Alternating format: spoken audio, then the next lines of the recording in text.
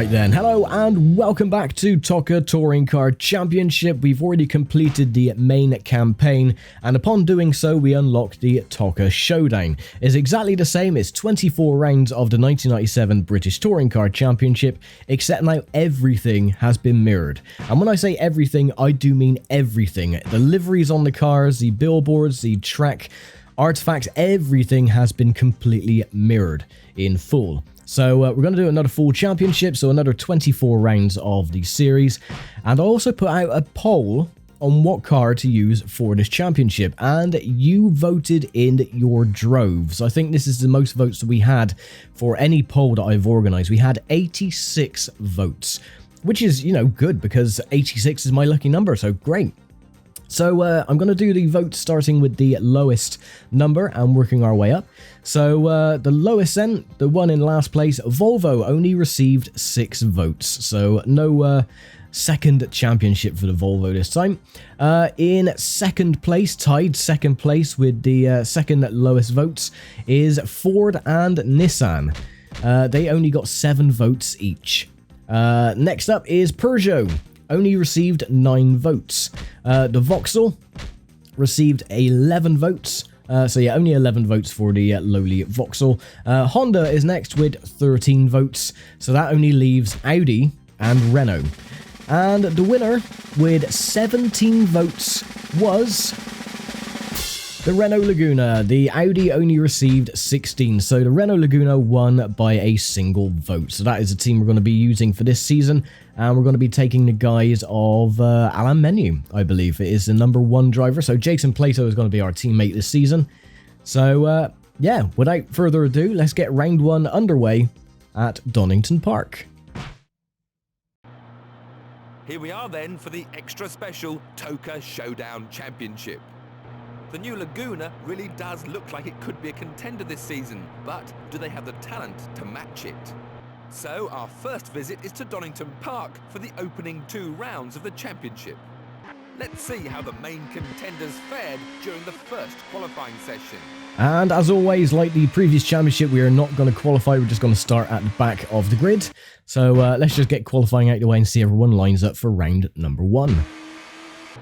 The new Renault driver had a torrid time there, qualifying well down the order. Yep, as to be expected. So Frank Bieler gets pole position, my teammate Jason Plato starting alongside row 1. James Thompson, Rickard Rydell, John Bincliffe, David Leslie, Gabriele Tarquini and Kelvin Burt the top 8. Then we have Tim Harvey, John Clellan, Derek Warwick, Anthony Reid, Paul Radicic, Will Hoy and Patrick Watts, with myself lining up back on the grid in 16th. Well, the cars are now lined up on the grid and ready to start the round. So let's get down to the track. Indeed. So off we go for round number 1. And you can see everything has been reversed, like I mentioned, or mirrored. So the Renault is now Tlunanderer, or whatever the hell that is supposed to be. The numbers, everything. So we're going through Redgate, but of course now it's a left-hander rather than a right-hander. And yeah, this is going to be quite a fun championship, I think, because the tracks are going to be completely different. Going to have to relearn everything from scratch. We head to the left-hand old hairpin. And as with the previous championship as well, the first couple of rounds are going to be very easy. It's going to be a cakewalk, so we're not going to have to worry about winning the first couple of rounds. Need 20 points to progress in the championship from our team, and yeah, that's not going to be an issue at all. We're going to get the 2 easy victories for rounds 1 and 2. As Jason Plato up ahead, battling it out with Frank Bieler and the Audi. So at least now I don't have to worry about where my teammate is going to finish, either in the top 8 or top 10. So he should be in relatively the top 3 positions pretty much all season, as he goes and takes the lead temporarily before I pass him in just a second. Should do it going through the Melbourne hairpin. And just squeeze past, late on the brakes. And there we go, the lead has been taken. And that should be it for the next 18 laps. And there we go then. Lap number 1 complete. 17 to go and a 150.9, so this is going to be like it was in the regular championship. I'm just going to be out to get the fastest lap time, even though it doesn't give you any bonus points or anything else. I'm just doing it for the sake of it, really.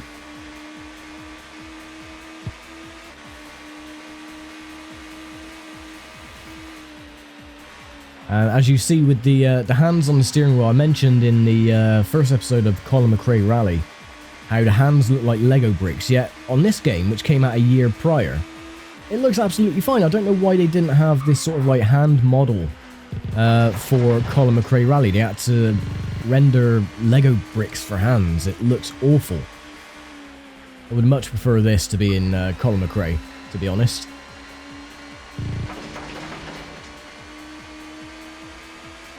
And yeah, as to be expected, no one's to be seen behind. Got a faster split time as well by 13 seconds.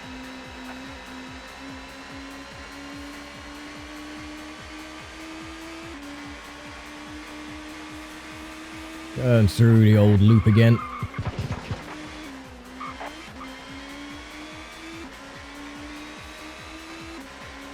I can just about hear them on the other part of the elongated circuit. There's another lap complete.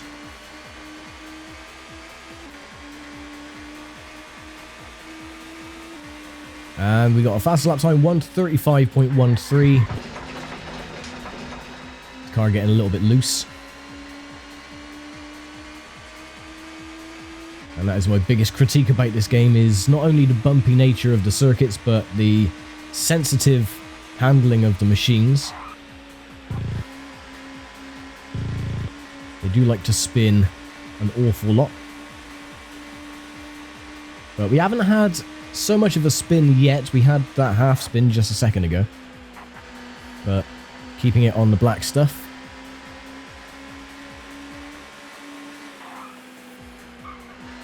So from what I know then, from speaking to a few people, is that everyone is getting slightly nervous regarding the new touring car game that's coming out next year. Motorsport games haven't really started with a bang, let's say, because, oh, half spin, because of their attempt at a NASCAR game, which has now received mostly negative reviews on Steam. And that kind of fills me with dread, because I know for a fact that if they've managed to botch a NASCAR game, what the hell are they going to do to a touring car game? I don't think they're going to do very well. In fact, I think, you know, my fear is that it's going to damage the reputation of the ToCA management for putting such a lucrative name such as the British Touring Car Championship in the hands of incompetent plebs. So yeah, we'll have to wait and see anyway. Oh, and there's our first spin. Okay, awesome. At least we started on a high note. So yeah, Motorsport games, they have received licenses for the Touring Car Championship, NASCAR, and of course the IndyCar series as well.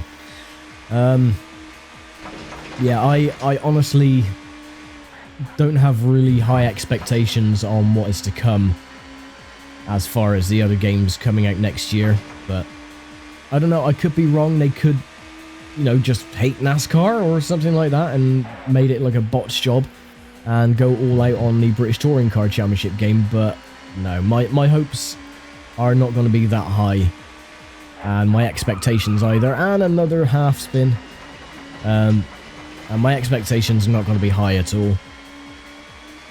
So yeah, that's all, you know. But anything can happen from now until when the game is released. Maybe they say it could be released next year, but you know, maybe it might be delayed and come out a year after, or who knows? Who's to say, really? So we're just all gonna have to wait and see on what happens. But I'm keeping everything crossed that they don't mess it up, because I've seen videos of how bad the NASCAR game is. I think was NASCAR 21 Ignition or something, and it looks good, but I mean, it's so full of bugs and errors. I mean, the way the cars just stop on a straight, and oh, it's cringeworthy to think that it was like that they did not play test anything about that game at all. Or they're like most game companies these days, when you have like the early access on Steam and stuff like that, where they leave it to the general public to help them fix bugs or to note bugs because they can't play test them themselves because of time constraints. But to release a game not on, you know, early access, but as a full game with the bugs that it has, there is absolutely no excuse for such incompetency. And we got a warning. Whoops. It's alright, it's fine. It's only a warning. You only get points deducted after like the third time. So there's Cleland. And one of the Fords. Let's play a bit of Ford bowling, shall we? Off he goes. Oh no. The Vauxhall went off though. Oh, and there's the other Ford. Okay, we'll try it with you this time, going through the hairpin. Ford into the corner pocket. And he's disappeared. He went into the void. Oh no, there he is, coming back on the circuit. See, when you're leading by so much, you know, you have to entertain yourself, so a bit of touring car bowling has made a welcome return. We begin lap 6 of 18. And exactly the same as the regular season as well. It's 2 races per track, so we've got rounds 1 and 2 at Donington International, or Grand Prix layout. And then we move on to the next. There's Anthony Reid. And around he goes. It's a bit strange how David Leslie was really competitive in the Nissan Primera. On this game, at least. He was always in the top 10. Or the top 8. But Anthony Reid always seemed to struggle and always seemed to lag at the back. Oh. The car just getting a little bit squirrely over the curbs.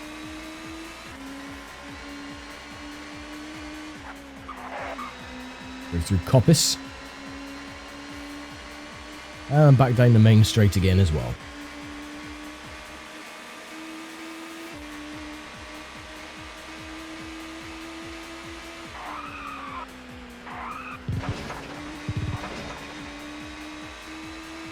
So yeah, I'm not really sure what to think, to be honest, when it comes to motorsport games and what their portfolio is. So yeah, I don't know. I think, like with everyone, we're going to have to wait and see, but you know, the NASCAR game is going to leave a sour taste in a lot of people's mouths. And like me, their expectations on the first touring car game to come out in, well, it'll be 22 years, 23 years, something like that. Yeah, it's not going to leave anyone with high hopes. Let's put it that way. Of course, Codemasters couldn't do it because they're under obligations with licenses to Formula 1, so they have to bang out an F1 game every single year. So they couldn't actually make another touring car game like they had done. I mean, what they should have done really is, well, I don't even know if Brain in a Jar is still going in this day and age. I don't know.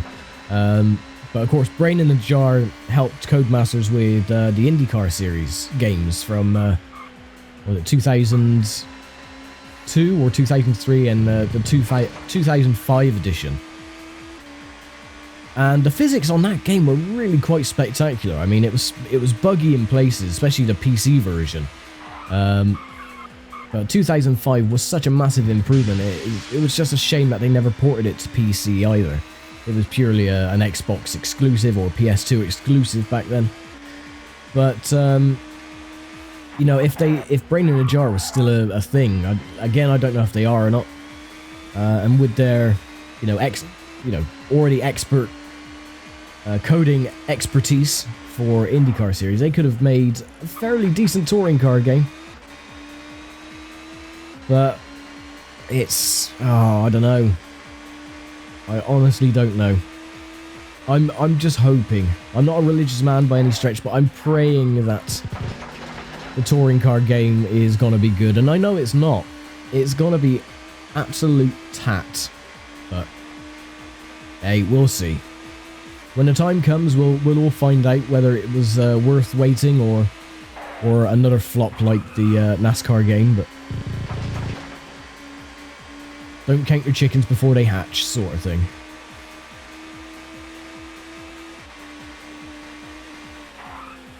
Hell, I mean, give it to Eutechnics, and everyone knows what Eutechnics games are like, but bloody hell, they could do a better job than what Motorsport games have done so far. Oh. Are we still up on our previous lap time? 1:33.72 is our fastest so far. What was our lap time this time? It is... we're 1.64 seconds back. Looking up at the time and not where I'm going, but that's alright, we're still on the straight. Coming up to the next second bunch of cars. Hey, it's my old team, Volvo. Hello, old team. Go and visit the grass, will you? There you go.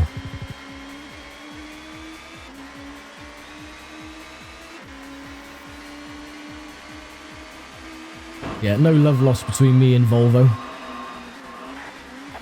There's David Leslie in the second Primera.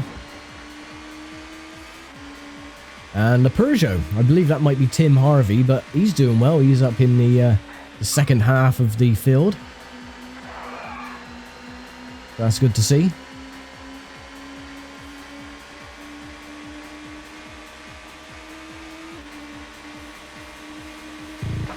I'm not going to push the Peugeot out the way. I'm going to leave him to race his own race and spin it myself, and I think the Peugeot's gone off as well in doing so. There we go. So ignore me, I don't know what I'm talking about. Alright, back under Starkey's bridge.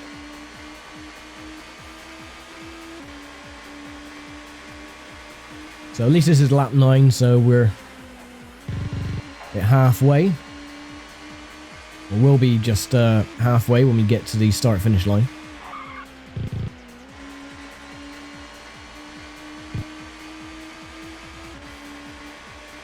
And there we go, under the Dunlop Bridge again for the upteenth time.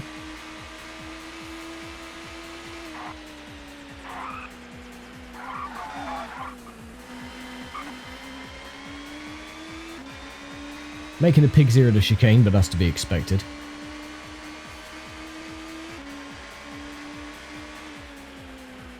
Then we've got the Hondas. And I believe, is that the Vauxhall again of Cleland who are coming to lap for the second time, just up ahead? Could be, because I believe that was a Ford Mondeo as well. So Honda, please get out of the way.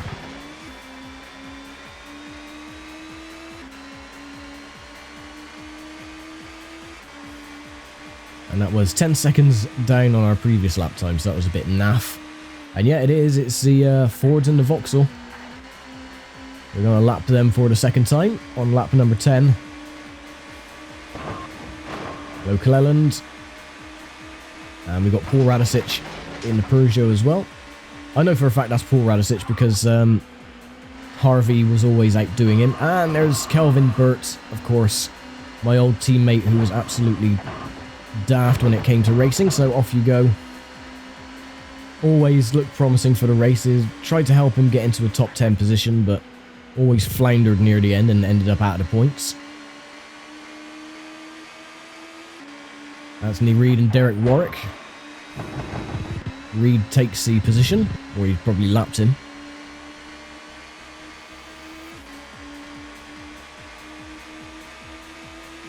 No real opportunities to do any touring car bowling as of yet. We need a good little gaggle of cars up ahead as we go onto the main back straight.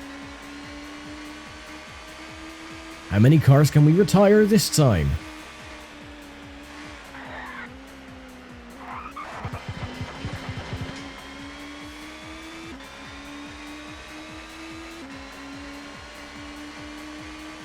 And around the last hairpin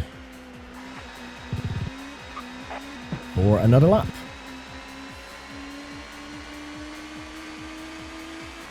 4 seconds down on our previous lap time. Back over at Redgate. Off goes a Nissan. I believe the only car that we haven't lapped now is my teammate of Jason Plato.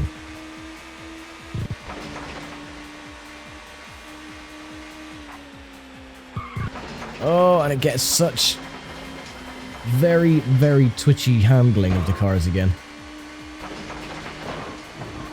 Excuse me.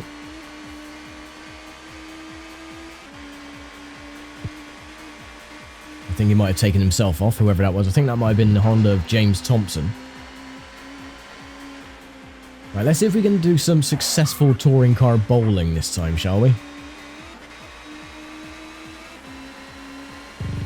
I believe that might be Frank Bieler in the Audi. So line ourselves up. This might not work on the longer Grand Prix layout, to be honest. But we'll see. Only really... Nah, he survived it. Only really works on the shorter national layout. Because the barrier is more in their way, so that one they have enough room to actually move out of the way and just rejoin on the grass, but there you go.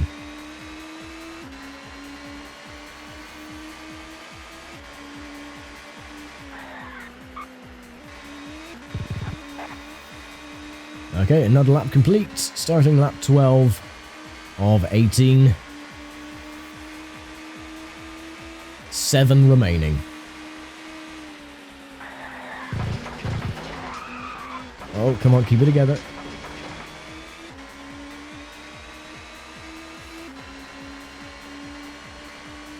That's the thing, with this game, I think I mentioned it about 17,262 times about how the corners are so... Well, not the corners themselves, I mean the cars, the way they handle is so over-the-top sensitive. I mean, you can take one corner, which is like a flat corner, 10,000 times and get it right every single time. And then one time, you do it again, exactly the same, no different from the previous times, and the car will spin. Or it feels like the car doesn't handle, or the steering isn't working. It's just very weird how the car does handle. But, oh well. And there's old Plato. Hey, let's see if we can honk our horn at him. Yeah, just let him know that we're there. So he shouldn't try to block his line. And nicely get past him without any incident at all. So it looks like it's going to be a Renault 1-2. Which is good. So it's going to be good points for the Renault team this season. 15 points for a victory, of course. So we're still going to need 5 points for the next race. Otherwise our team will kick us out. Yes, that is a thing.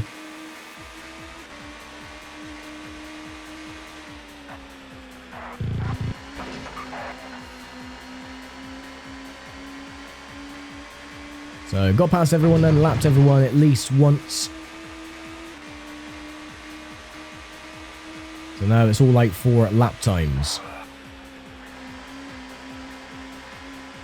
1.2 seconds up on our previous best time.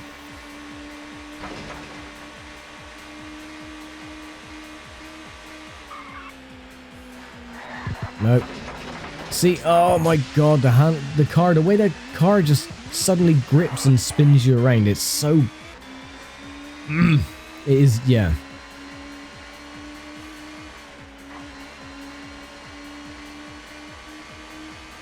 Every single time is it. No matter what car you drive, they all handle exactly the same. It is so awful. We're 4 seconds off our previous best time. Oh well, still got plenty of laps to go. We're only on lap 13, coming up to lap 14 of 18.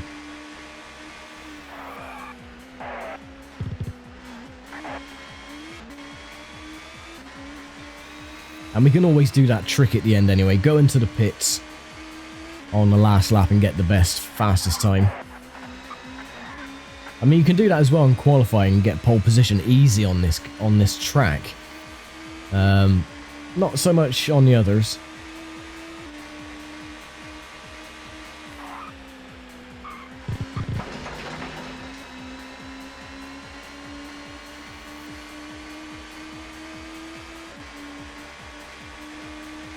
Okay, back down through the craners, nice and smooth.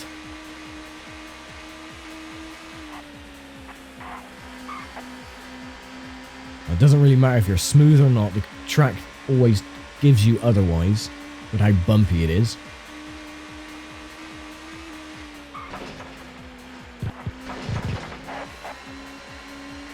Through McLean's, and then Coppice once again.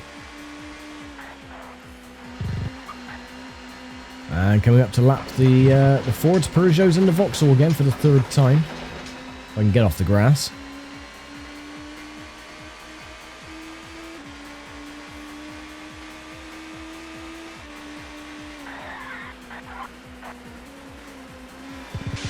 There's my old Volvo teammate.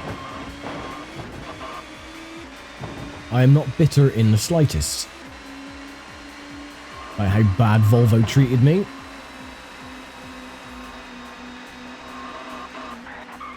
Not in the slightest. There we go. And he's off into the barrier. Cool. So he should be finishing last.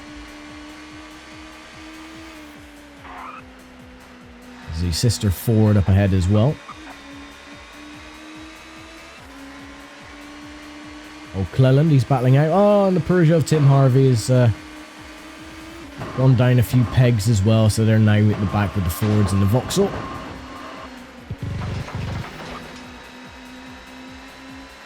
Well, taking care of the Ford.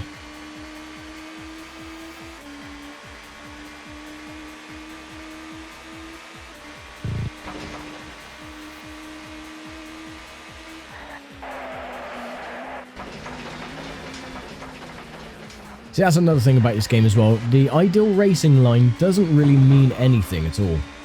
Because no matter what racing line you choose, the car will somehow spin regardless. Out the way.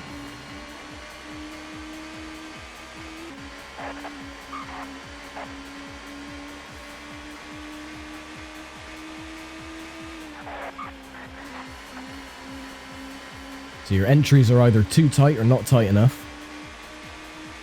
And of course, you've got the bumps to contend with as well, which banks the car all over the place, so you get no traction, and then the rear end breaks loose.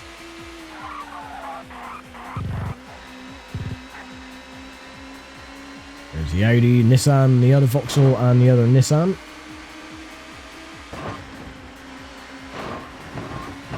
Just bash them out of the way. Go on, get out of it. That's how we roll.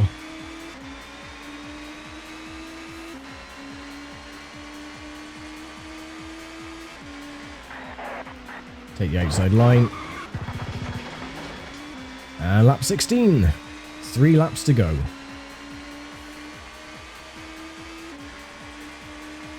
Oh, just shy of 10 seconds off our previous fastest lap. Oh, and the rear end broke loose there. Did you see that? Didn't even have to move the steering that sharply, and the rear end is like breaking loose on the straight, which is, again, to be expected with this game.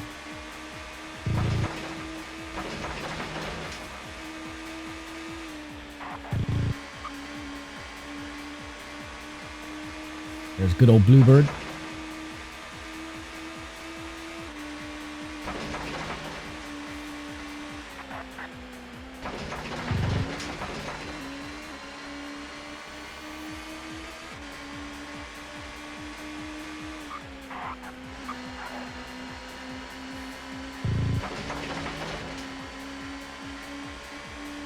So yeah, as I've mentioned before, and what I'm currently doing with Colin McRae Rally by going through now the PlayStation version of the game, is I will be doing the same with ToCA Touring Car Championship. After I've done the PC version, I will be going through the, the PlayStation version.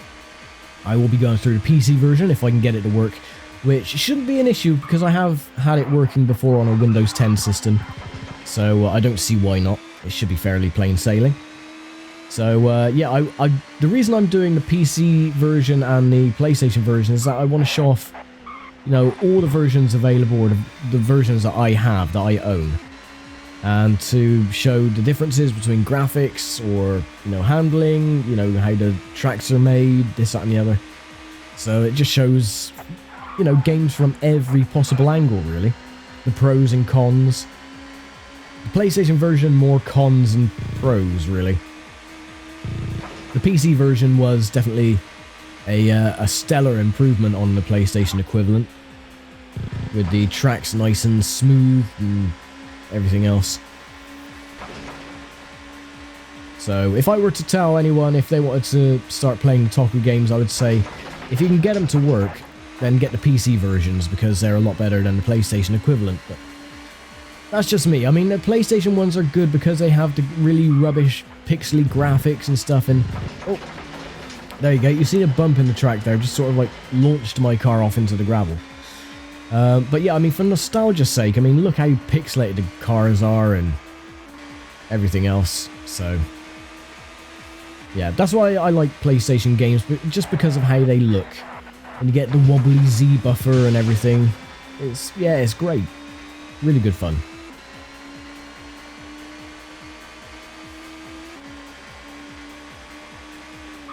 And there's the other Volvo of Rickard Rydell.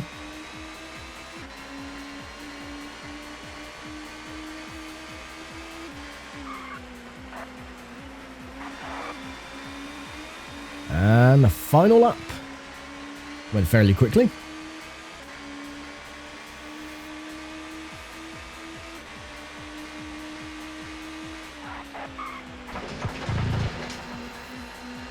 I'm trying this time to get a good fast lap time. I want to get below 1:33 if I can. I could probably do a 1:32.5. But we'll see if the game will let us. 1.1 seconds up.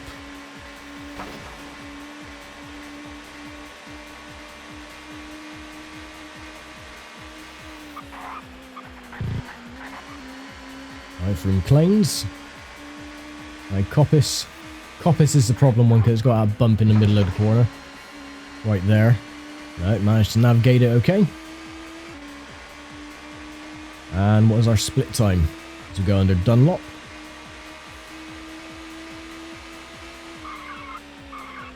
Lost a little bit of time.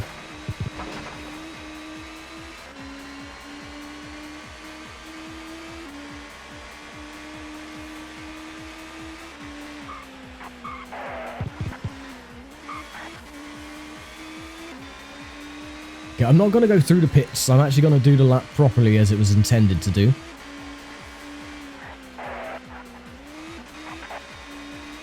And there we go, round 1 complete of the ToCA Showdown Championship.